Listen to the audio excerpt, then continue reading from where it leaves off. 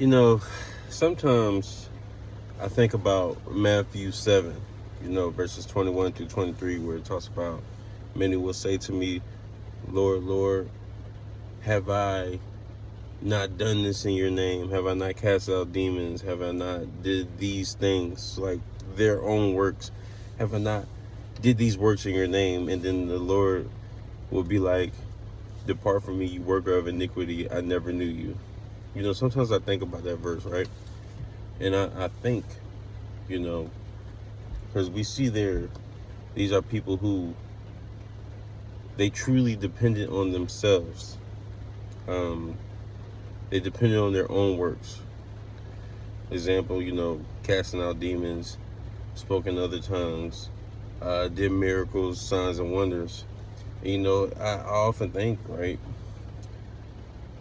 like, you are in the afterlife. This is your last destination before you go to where you go, right? And I think, like, the nerve to be like, Lord, I did this though, I did that. You are in the presence of a holy God and you bring up what you did.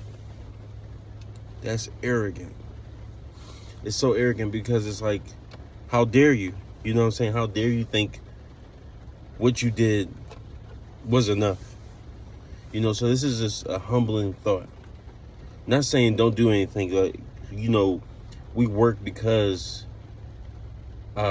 we are saved, not for our salvation. We work because we're saved. But ultimately, you have to depend on the finished work of Jesus Christ. That he took the sin, he took the beating, he took all that. He took the sin off of you. He died for you. He was buried and he rose again. So that we may, who believe, receive that.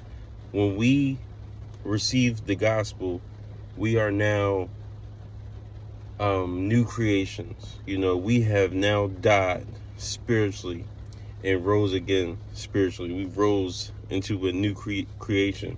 We have been born again. So trust in the finished work of Jesus Christ. Like, your works are not going to save you. You will be judged for your works. And this is for rewards at the end of the day. But ultimately, for your salvation, you need the finished work of Jesus Christ, because you don't want to be standing on that day telling him what you did, because he's going to tell you, depart from me, for I never knew you.